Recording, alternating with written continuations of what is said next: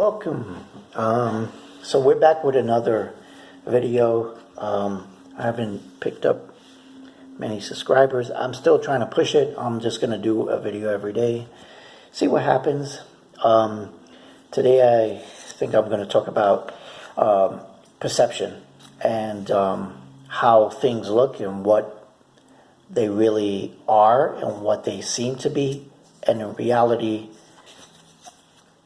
we can, look at things differently through the eye of the beholder, I guess, or whoever's looking at it. It's like an interpretation. So yesterday, Vince Vaughn, an actor that, some of his stuff was good. Made was good. I liked that movie. That was good. Some of his other stuff was not so good, but he's just an actor. I mean, he's been around for a long time. He goes and sits with the president. Now, perception is he goes to sit with the president, maybe, to have a friendly conversation with him about policy, or, depending on who you are, you might see it as him going to voice some opinion or objection to the way he's running the country. Or they're at a football game and say, hey, who are you rooting for? Or again, it could be anything. Hey, what do you get your suits? It doesn't mean that he supports the president or any of his views or any of his policies or anything. It could just be he was just walking by. Hey, Mr. Trump, how you doing? I'm Vince Vaughn. Introduce himself. Who knows? But this is what is wrong with the country in itself. Social media, everybody has an opinion, and no one knows the conversation but them two. And I'm pretty sure Trump will probably say the conversation because that's how Trump is. But why cancel? Why all of a sudden say, oh, I'm not going to see any of his movies? See, this is the problem we're having. We don't have social discourse. We need to be able to talk to each other. And just because you vote Republican or you sit with the president or you side with Nancy Pelosi or whoever doesn't make you a bad person. And automatically his association sitting with Mr. Trump and shaking his hand has now gotten him all these people who are supposed to be tolerant. What happened? When I was growing up, it was all about the right were racist, misogynist, homophobic, and they had no tolerance. It's amazing. An actor sits with the president, and all of a sudden the left loses their mind, and all the tolerance goes out the window. See, this is the problem. When is this all going to come to a boil?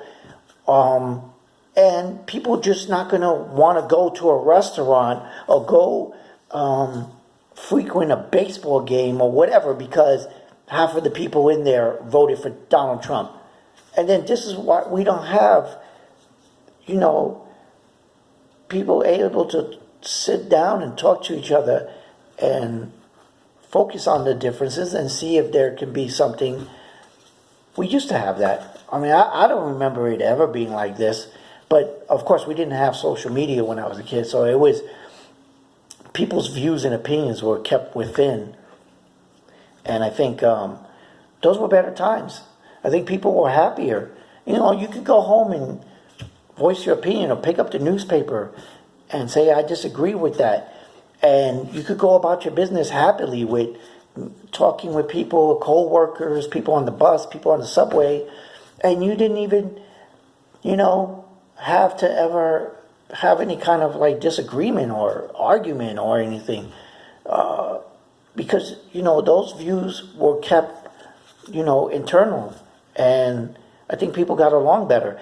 Now you got guys knocking your hats off, spitting on you, throwing down boxes of cereal and stomping on it, burning flags.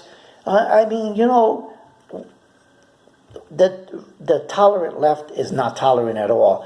And then they talk about how Trump is fascist. Isn't the fascism the act of silencing someone or silencing a group?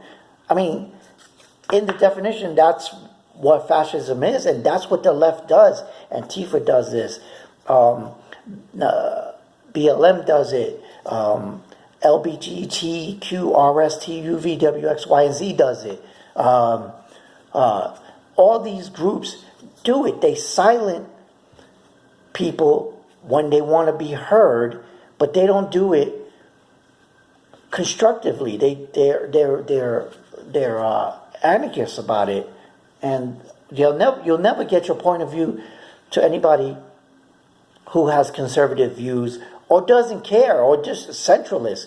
They don't care, and they don't want to care as long as you don't invade their home with it. And this is what's happening. You are invading their homes now, because everything has become a reason to cancel somebody or dislike somebody. Look, Alec Baldwin gets on social media and blasts Trump voters and calls them names, and he supported. But that's not tolerance. That's not tolerance. That's the opposite of tolerance. He's not showing tolerance towards people who have a different opinion than him. He's showing that he doesn't have any tolerance and that he's just totally against them. Anyway, this is the left today. I knew LSU was going to win. They were far superior than Clemson. I want to talk about just this impeachment. I wish they'd just get it over with. Have the trial. If they have to call the witnesses, call the witnesses. But again, this is just showing you how things are just. I don't want people to be like this. I don't want to be left or right or just to the extreme right or to the extreme left. We should all kind of just be down the middle in this country, and kind of see things, differently, have our opinions, and debate them, and then come to a consensus that will, make everyone happy. And at the point where we're at now is that no one's listening to each other. They're just all yelling and, using social media to push their agenda. And honestly, I don't see how this is ever going to, bring us together. No matter who comes into office in 2020. I mean, if the socialists pick up and they win, the Bernie Sanders, poor people, you're not going to automatically overnight become rich or successful or have all your rights. A matter of fact, you'll have less rights, less money, the stock market will crash, manufacturing jobs that were coming back, they weren't coming back in like huge numbers, but that are coming back, and they'll go. Because look, this is the thing. They'll have open borders, and mass migration will come. And that what happens is that you'll get a lot of low-skilled people. Remember, countries do not always send their best and brightest to America. And why would you want to come, if you're so successful in your country, why would you want to come to America? You're doing well in your own country.